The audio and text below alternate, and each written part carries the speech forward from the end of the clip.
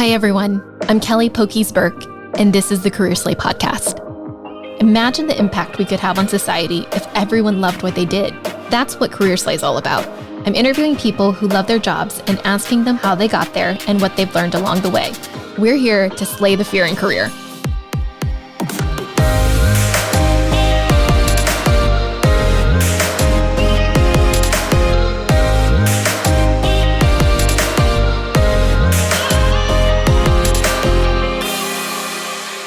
Hi, everyone. If you're a new listener, welcome. And if you're a regular, thank you so much for supporting the show. This is such a special episode because it's our 20th. And in it, I interviewed Jeff Roberts, the President of Augustine Agency.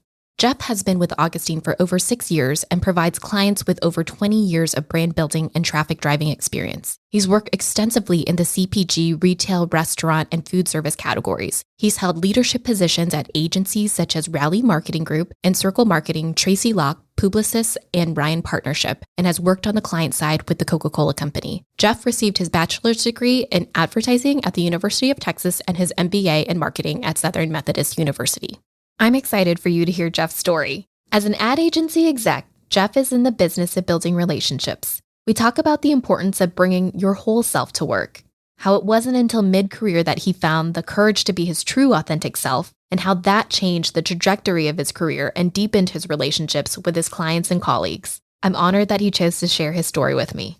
Jeff, welcome to Career Slay. Thank you for being here. Thank you for having me, Kelly. I'm excited. I'm super excited. You know, we've known each other for probably about a year now. Yeah. It's been so great working with you and your team, and I'm just really excited to have you. Cool. So, Jeff, tell me a little bit more about yourself. What was your childhood like? What was your upbringing like? Well, I grew up in a small town in East Texas called Kilgore, Texas. It's home of the world-famous Kilgore College Rangerettes, the first precision drill team. Is our claim to fame. Town of about 12,000 people. Was late in life baby for my parents, so they were already in their 40s by the time I came along, and practically was almost an only child for about the back half of my teenage years. Had a really good family life and upbringing in a small town. So what brought you to Dallas? I came here for graduate school at SMU in the mid-90s, and then worked in Dallas for about 15 years, and then went to Seattle for 5 years, and then back in Dallas for the last 7 years with Augustine. Oh, got it. So just to take a step back, what did you study in college? Yeah, I went to UT for undergrad, UT Austin, studied advertising, kind of got my first taste of it in one class and just kind of loved it and kept going and going. And then after graduating from UT, I felt like I needed more of a business background. So I went to graduate school at SMU Cox and got my MBA and then started in the advertising business with Tracy Locke. It was my first job. What got you into advertising? What was it about advertising that really drew you in? You know, I think for me, it was really about melding that creative side of my personality with the more analytical business side of my personality and being able to bring those two together and have an outlet really for both. Yeah, no, I've said the exact same thing in interviews too. I love how advertising really blends that creative and analytical side, and also you're solving business problems through a creative lens. It's so fascinating. Yeah, so that was what makes it fun. Yeah. So what was your first job out of college? It was with Tracy Locke, a large advertising agency here, part of the Omnicom world. And I worked on Frito-Lay promotions. It's back when we called it promotions, not shopper marketing. Mm-hmm. So I worked on that, on their new products, nothing that ever made it to the light of day. I'm familiar. I spent a lot of time on the tollway, going back and forth from downtown to Plano. But it was a great training ground. I really learned how to hone my project management skills, understand the process. You know, I always like to say to new folks, I'm like, I did your job without a cell phone, without a computer, without any of the technology and tools that we use today. I had a pad of paper, a fax machine, and a landline. Fax machine. Yeah, you know what I mean? So that's how I learned this business, is really from very hands-on approach with some great, advertising mentors that had been in the business quite a long time. And really, it's just how it was a training ground and how I got my feet wet and really learned the business from the ground up. And you started as on the account side? I did. So I started as what was called an account manager at the time. It was kind of their entry level training ground position. Can you explain to someone in a super simple way what the account manager is responsible for? They're the person that makes the work go through the system and make sure that everything is buttoned up, on time, on budget, correct, and executes flawlessly. So that's really how I started out in the business, was part traffic, part account management, part gopher, I guess, Yeah. but yeah, it was really just like very hands-on. It's like I wasn't really ever in my cube or my office. I was constantly going and checking in with creative, checking in with media, checking in with strategy, checking in with senior account folks, checking in with clients, and just making sure that all those balls stay in the air and that they don't get dropped. Yeah, you're kind of like the general contractor for building a house. Like everyone has like special trades like creative and media and strategy, but you're like the person that the client goes to if something goes wrong. Yeah, and you have to bring it all together and bring it all together in a super simple way that the client can understand it, right? And really learn how to make them feel comfortable in your thinking and your ideas, and confident that you're giving them the work that's going to move the needle for them. Yeah, a lot of people would, because I did this role as well. That's how I started my career, and you're wearing many hats. And I think one of the things that I experienced was that it seems to be like a thankless job at times. So tell us more about how you manage that responsibility. I tell people either you have the stomach to be in the agency business or you don't.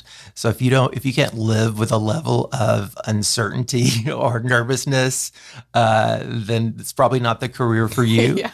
right? I had a client tell me one time very early in my career that I learned, she said, every time I call you, my hair could be on fire and I could be having an emergency, but you immediately make me feel calm, that you understand what I need and that you're going to deliver it for me. Yeah. And so that was just a lesson I learned early in my career, is to learn how to kind of harness all of the craziness, but make it feel like you've got it all under control, even though you may be screaming inside your head. Yeah, no, I remember being on the agency side and being that person who had to preserve this like filter of calm throughout any storm, and then kind of going back to the agency and being like, oh crap, how am I going to figure this out? And like, why are they putting so much trust in me, and kind of getting over that like imposter syndrome a little bit. And then now being on the client side, I am just like super open about how I freak out all the time. So I'm like, please help me. But yeah, so tell us more about, you had like a very expansive agency career, different companies. Tell us more about the different types of roles that you've held throughout your career. Yeah, absolutely. So as I said, I started at Tracy Locke, 600-person agency, really kind of learned that as my trading ground. I moved over to Publicis. It was Publicis at the time here, where I really learned CPG. I worked on Sara Lee Baking and all across their portfolio of brands. And then I went client side for a bit for something different. So I worked for the Coca-Cola Company and managed the QSR channel for them in the Southwest U.S. So working with all the more regional, super regional chains like a Whataburger and Taco Bueno and those types of careers. Then I got to a point where I just didn't want to put a suit coat on to go to the bathroom anymore, because that's how Coke was at the time. It was, coat and tie every day to sit in your cube. And I was like, that's just not me. And I missed the creativity that you get in an agency. So I jumped back into the agency side, went to work for a mid-sized agency within the Omnicom network. And then I was there for a little over almost 11 years and working on everything. I like to say everything from tools to tacos and anything in between, because it was a combination, as a mid-sized agency, it was a combination of, you have to be an expert with, I don't know how to use a Bernzomatic torch, but I have to know how to sell one. You know what I mean? It's like, I literally don't go to Home Depot, but I had to learn how to, figure out that consumer space and their mentality as they're buying this in a big box home retailer. And so that's what I really enjoyed about my time there, is I got to work on a lot of different things. It's actually where I worked on avocados from Mexico when it was Mejia for the first time. So I gained about 6 years of experience in that category that I've been able to bring to my current role.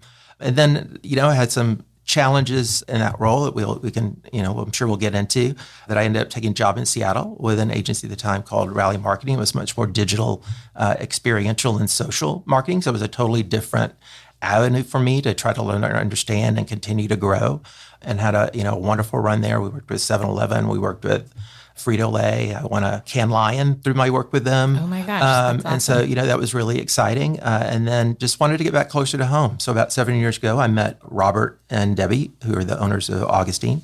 And we just hit it off, and it felt like one of those places that it could be a work home for me. Yeah. And we really hit it off. And so I wanted to get back to Dallas and have been here for 7 years. I think when the agency started and I moved here, we had 4 people in Dallas. Now we have probably over 60 people total, with the majority of those in the Dallas area. Wow. So it's been a really great mix of kind of entrepreneurship and agency work. So that's been super fun, and really getting to work on a lot of different kinds of categories, from CPG to tourism to agriculture and pretty much everything in between. But gosh, there's so much there. I love how, you have this just such an expansive amount of experiences. You're kind of like a consultant in a way, because you get to touch a bunch of different brands. And you also got to work at big agencies and mid-sized agencies and small agencies. Tell us a little bit more about kind of the difference between. Yeah. I like to say where I am now, I'm a big agency refugee. And that's the group we've put together, because a lot of our team spent time at all the big shops here in town and around the U.S. I think I pivoted when I left Omnicom to a small independent agency, Rally Marketing in Seattle. And that was really just one of the changing points of my career, is where I moved into the small agency world. And it really felt like a really good place for me, because I could really contribute across all aspects of the business, all aspects of the client business, and really have the power to do what's right for my clients and do what's right for my team members, and really be able to make decisions either on my own or one phone call away to make whatever I need to. There wasn't some anonymous person in New York in a cubicle, deciding whether or not I can give my account coordinator an extra $100 a week, So that really, kind of got frustrating and hard to navigate that tape. But then you get so much more freedom with an independent shop. Yeah. And I think that's the same in the corporate space too, where, you work for large organizations and it's highly matrix. There's a lot of red tape. No one can make a decision on their own until you get to the top. And even the top is like, can I make this decision? I don't know. Exactly. Yeah. I still check in. You know what I mean? I'm like, I still check in with the CEO. Like, this is what I'm going to do. Is that okay? Yeah. But like when you're at a smaller organization, there's a lot more maybe autonomy and flexibility. Yeah, and I think that's kind of the beauty of a trend of large companies starting to use more small agencies and small independent agencies against these large shops. I mean, I know for a fact one of our new business clients that we pitched this year, we were going up against one of the largest shopper marketing agencies in town. And we won the business ultimately because they liked the independent small agency vibe where you felt like you were a partner. We weren't rolling in 38 people deep, and it was really about more personal connection. Yeah. Which I think is sometimes hard in a larger agency in that scenario, because you have so many bodies touching the work in the space. Yeah, it comes down to relationships, and the relationships matter. Yeah, well, I'm glad you said relationships, because my sweet mom, who's 96, I think still doesn't know what I do to this day. So, my mom doesn't know what I do either. like doesn't understand. Like, did you do that? Pointing at the TV. And I'm like, nope, that's not me, or I did this.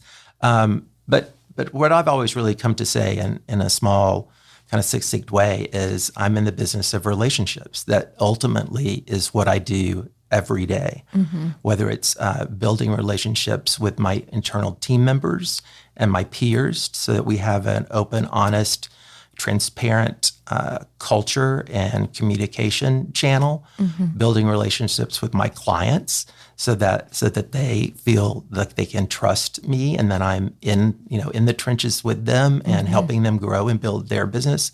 And then ultimately the relationships that we build with consumers and the brands that we represent and talk about. So it's sort of like a three-legged stool. And if any of those legs is weak or could break or isn't going right, then you as a person and your team and your agency aren't going to grow. You're not going to be able to grow your relationships, grow your revenue, grow your people, right? So at the crux, that's kind of what I do every day. Yeah, it's people like me putting our trust in people like you to help us achieve a business objective in a creative way. So as the president of Augustine, can you describe what you do? Yeah, absolutely. I think it boils down to two different things. I grow revenue and I grow people. And that's what's super important. So whether I'm working in the client's business from a strategic level down to an execution level, I say even in my role now, I may wear the hat. I'm just as most likely to be doing the job of an assistant AE as I am doing a job of a president, in a small agency because we wear a lot of hats. But really it's about, just coming up with those strategic actions that really help build our client's business, and at the same time developing a team that understands how to do that. So really kind of taking my knowledge, growing the people on our team, leveraging the work that we've done to grow the agency revenue, whether it's organic revenue or net new business revenue, and how do I package all of that into something that's interesting, engaging, and exciting for new people and new businesses. Yeah, that's awesome. So as you've grown into a leader, tell us more about your leadership style and what you've learned. The biggest thing I've learned, I think, is to just be honest, transparent, and straightforward. And sometimes it's been a challenge for me, but I think over the years I've learned that that's a better way for me personally to lead. We practice in my current role what's called care and candor. So approaching everything based on that relationship, a connection with that person or with that client, but being transparent and straightforward. So that's really kind of how I've tried to lead. Yeah. So tell me more. Why is transparency so important? I think for me, when I've had teams and I've been with agencies that are less transparent, people make assumptions from not really knowing facts. So the more information you can share with where the agency's at financially, where we're at with the businesses, where we're at with staffing, and all of that, and make everyone feel a part of the organization and the team through knowledge and transparency, I find that they tend to be more dedicated and more supportive and more engaged in the work every day. Mm-hmm. And it goes back to that notion of building relationships, right? You can't build a deeper relationship if you don't have that transparency. Yes, and trust. And trust, yeah. Yeah, transparency leads to trust. Absolutely. Have there been any challenges in your career that you've had to face? I think the biggest one was I am openly gay. I didn't come out till I was 35, so I was mid-career by the time I came out to my friends' families. And I think that created some challenges for me personally, internally, how I was bringing myself to my work and to my job, but also faced some adversity in that with some people at the time. Was much less an accepting culture of that. So I just made a decision that I had to be authentically true to myself. And once I, came out to my family, my friends, my spouse at the time, and just moved into my next phase of my career with this kind of sense of a weight lifted off my shoulders, mm-hmm. and a sense of being authentic and true, really helped me to move my career much faster and much more significantly than it had previously. So a lot of that was holding me back, mm-hmm. Both as a person and as a professional. Mm-hmm. And so to do that, it really just changed the trajectory of my career. It went in a totally different place. What was it like not feeling like you could bring yourself to work every day?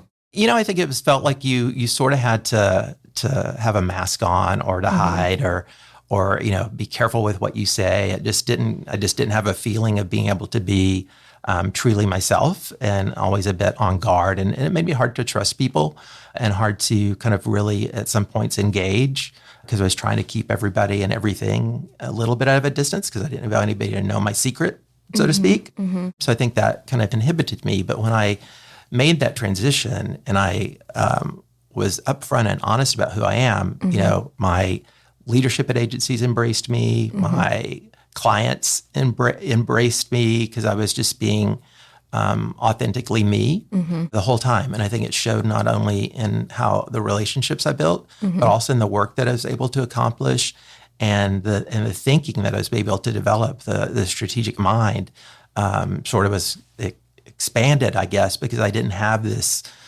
voice in the back of my head holding me back anymore mm-hmm. for that reason. Wow, that's so incredible. Thank you for sharing that. That's really powerful because, I'm sure there's a lot of people out there who may not feel like they can bring their whole selves to work, whether that's, maybe through a disability or, because they're a person of color, or all of these things that, we are at home and who we are as our authentic selves. I've always felt that, when you're in that workflow space, when you're really feeling energized by work, you don't have to separate your work and your life. It kind of just flows all together. So that's super important. So when you mentor younger people on your team, is there any particular advice that you give them? always ask questions. Don't be afraid to ask questions, right? So be inquisitive, be proactive. Think of what you're doing as like you're the entrepreneur of your career. So treat it like you're trying to build your own self as a brand and as a leader or manager in the workforce. Work for the position you want, not the position that you have. Yeah, I love that. It's kind of like dressing the part that you want. Yeah. That's awesome. What would you say is the most rewarding part of your job today? The most rewarding thing, I think it is the relationships. I think that's one thing that I really enjoy and I really thrive on. And I think, hopefully I'm good at it. You are. I'm not really sure.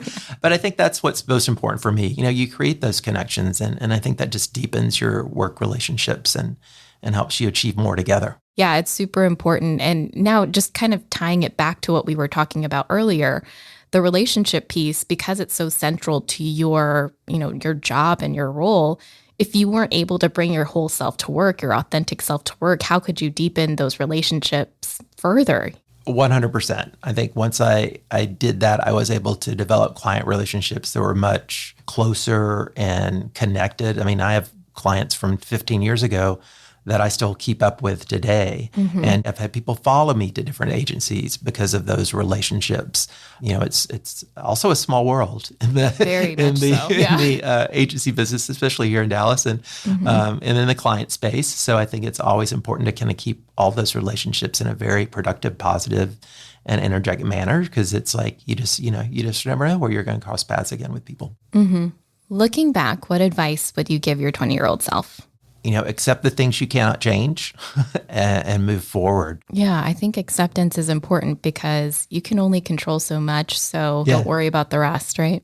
Why is it important to find meaningful work in your job? One, if it wasn't meaningful or if you didn't find it meaningful, you wouldn't be satisfied or excited to go to work every day. What I enjoy about the agency business is that every day is different and every challenge is different. So it just keeps that kind of fire in your belly as you're working, because everything is so different. And I think sometimes I have to tell myself, like, I'm just trying to sell a taco. You know what I mean? It's not like saving the world.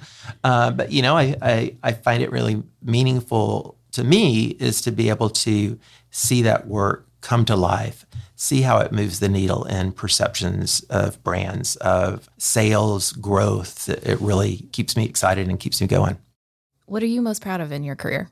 In 2022, I was named Agency Leader of the Year from the American Advertising Federation here in Dallas.